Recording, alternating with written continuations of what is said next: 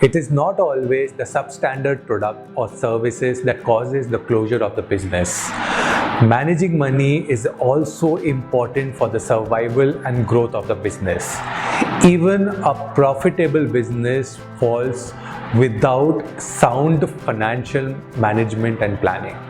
And it does not need any expert level knowledge for managing the money in your business. In this video, I'll be sharing simple actionable steps on how to track and monitor your expenses, how to create your budgets, how to manage your bank accounts, and one common mistake to avoid while managing your cash flows. Hi, I'm CA Piyush Bansal. I help entrepreneurs optimize their business and life. Let's jump into the concept. In this video, I'll be talking about managing money and cash flow in your business the right way.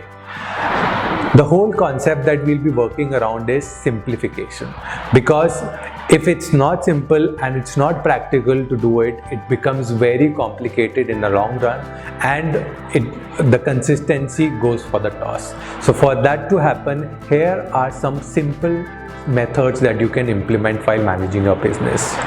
First thing is, what you can do is, instead of recording your expenses at a micro level, you need to record all your expenses under these 5 buckets, which are operating expenses, salary and wages, marketing expenses, direct and indirect taxes, and personal expenses.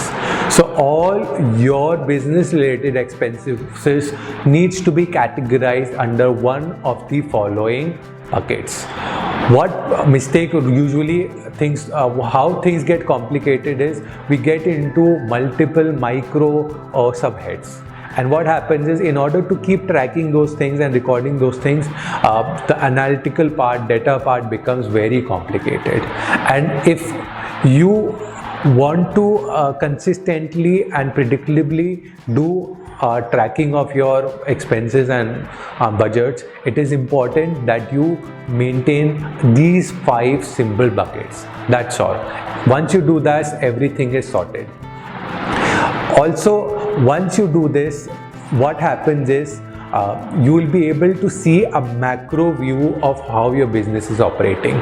And if you are a business owner who track your expenses on monthly or quarterly basis, you can simply switch it to 15-day cycle through this method of recording and accounting in your systems. So whether you are recording your expenses on Excel, Tally, QuickBooks, Zoho Books, or any other accounting software that you're using for your business, try maintaining these 5 main heads.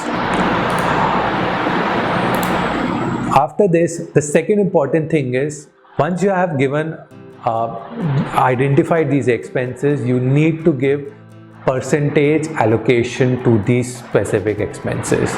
Now, this is important because it will help you understand where the expenses are going over the estimated ones, and where there is still buffer for more expenses to happen. And that's how you can experiment and see what is the right percentage of getting it done. Now, one important tip is that these percentage is the percentage of your revenue. That is, if your turnover is 1 lakh a month, then 15%, which is 15,000 of 1 lakh, should be your operating expenses. Similarly, 15,000 should be your salary and wages expenses, and so on. Second important thing is that the percentage which I have mentioned over here are not standard. You need to customize it basis your industry. It depends, and it will differ from industry to industry, and the service and products regarding to it. So the best advice is, you can sit with your accountant or any other professional and identify the buckets, the percentage for each of the expense category.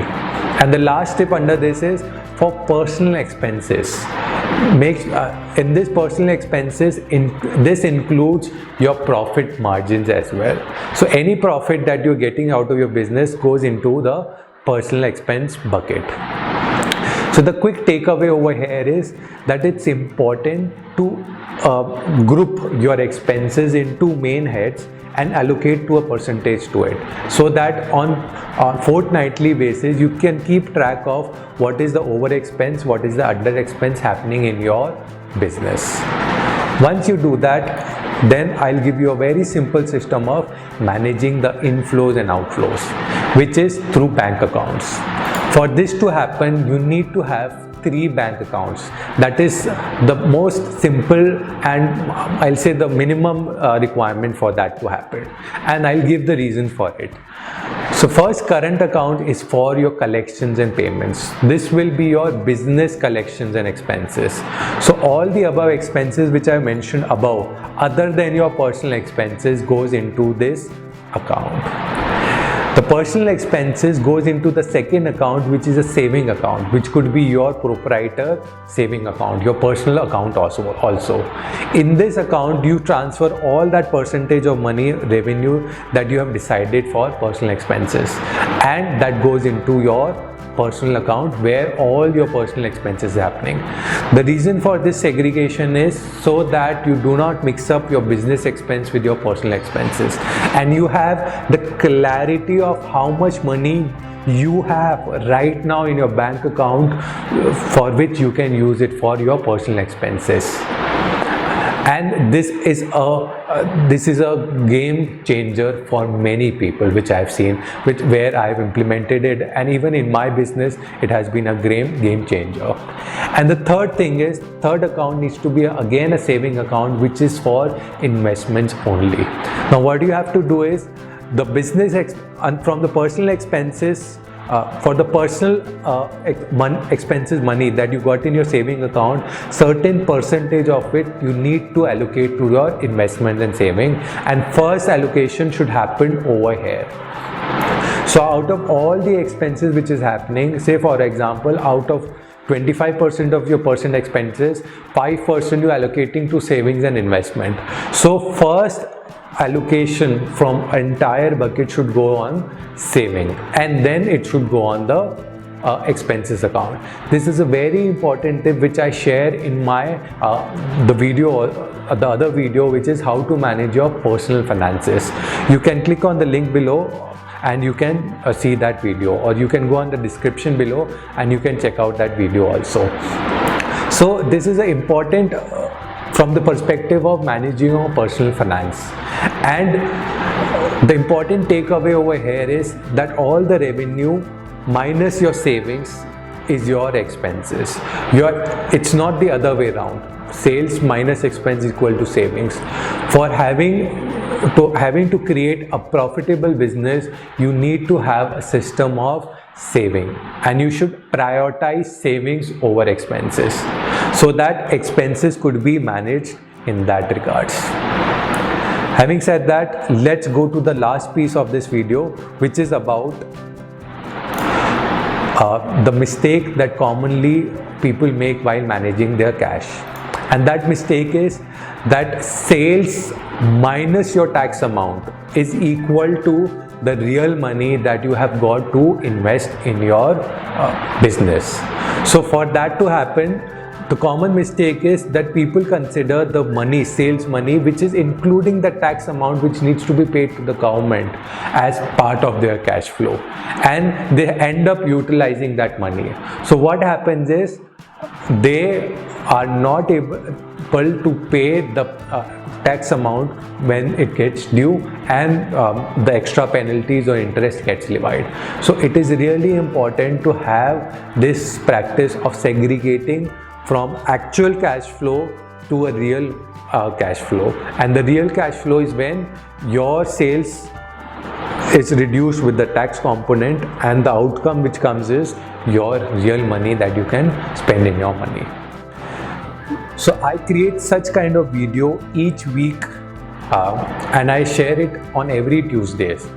If you would like such videos delivered to your mailbox directly, you can subscribe to the newsletter and be part of our community, where we talk about how you can optimize your business and life. Any comments, any specific query, feel free to write down below in the comment box and I'll be happy to answer them. Signing off, Piyush Bansal.